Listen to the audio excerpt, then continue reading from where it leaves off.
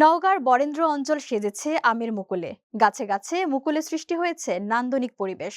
কোথাও কোথাও গাছ জুড়ে আসতে শুরু করেছে আমের গুটি। চাষিরা বলছেন, আবহাওয়া অনুকূলে থাকায় গেল কয়েক বছরের তুলনায় এবারে আমের মুকুল এসেছে দ্বিগুণ। প্রাকৃতিক দুর্যোগের কবলে না পড়লে এবার বাম্পার ফলনের আশা চাষিদের। নিরাপদ আম উৎপাদনে বিভিন্ন পরামর্শ ও আম রপ্তানিতে উৎসাহিত করতে বিভিন্ন সহায়তা করছে কৃষি বিভাগ। নওগাঁ থেকে আসাদুর রহমান জয়ের প্রতিবেদনে বিস্তারিত। বিকাশ পেমেন্টে 10,000 টাকার বেশি অফার। শপিং চলছে তো।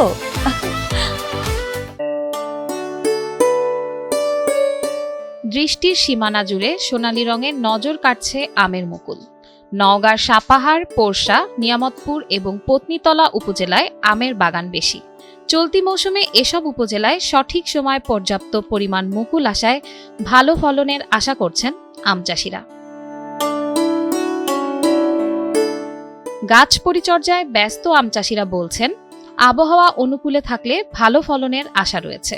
প্রাকৃতিক কোনো দুর্যোগ না হলে প্রতি বিঘা জমিতে প্রকারভেদে 40 থেকে 60 মণ আম উৎপাদন হবে বলেও ধারণা করা হচ্ছে। গত বছরের তুলনায় এবছর আমের মুকুল বেশি আম গাছে।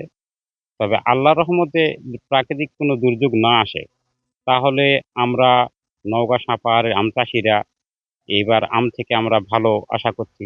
বাণিজ্যিকভাবে আমরা অনেক লাভবান হব। বিকাশ পেমেন্টে 10,000 টাকার বেশি অফার। শপিং চলছে তো।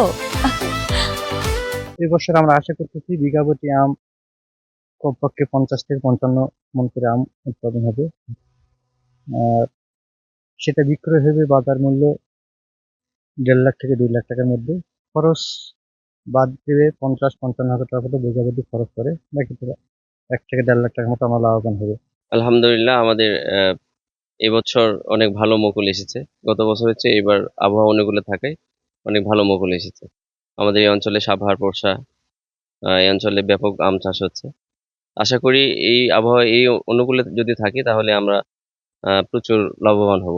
এবারের আবহাওয়া এখন পর্যন্ত আম চাষের অনুকূলে থাকায় এবং গাছে পর্যাপ্ত পরিমাণ মুকুল আসায় আমের বাম্পার ফলনের সম্ভাবনা রয়েছে। বাংলাদেশ থেকে বিদেশে রপ্তানি হওয়া আমের 80% যায় নওগাঁ থেকে।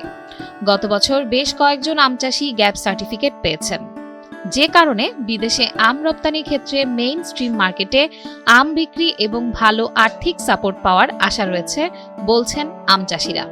বাংলাদেশ থেকে যে পরিমাণ আম এক্সপোর্ট হয় তার 80% নওগাঁ থেকে হয়। আমরা রপ্তানির জন্য কমপ্লায়েন্স মেনে আমরা বারংবার পরিচর্যা করছি। আমি গ্যাপ সার্টিফাইড হয়েছি গত বছর, অন্য চাষিরাও হয়েছে। আমরা আগের বছরগুলোতে যেমন আম দিতাম এথনিক মার্কেটে, এবার মিনি স্ট্রিম মার্কেটে আমরা ধরতে পারবো। এক্সপোর্টের আমরা দামও পাবো। এদিকে কৃষি বিভাগ বলছেন, নিরাপদ আম উৎপাদন, রপ্তানি এবং বাজারজাতকরণ চাষিদের জন্য বড় একটি চ্যালেঞ্জ। এক্ষেত্রে প্রয়োজন প্যাকিং হাউস, যা হলে লাভবান হবেন আম চাষিরা। বিদেশে আম রপ্তানির জন্য চাষিদের বিশেষভাবে প্রশিক্ষণ দেয়া হচ্ছে বলেও জানিয়েছেন কর্মকর্তারা। অত্যাধিক পরিমাণে মুকুল আসলে যেমন আমাদের জন্য ভালো, ঠিক যত্ন না নিলে আবার খারাপের দিকে যেতে পারে। আমরা আশা করছি যে এবছর আবহাওয়া অনুকূলে থাকলে সাপাহারের যে আমের বাণিজ্য রয়েছে সেটি অনেক বৃদ্ধি পাবে। আর গত বছর আমাদের উপজেলা থেকে বিদেশে আমরা রপ্তানি করতে সক্ষম হয়েছি।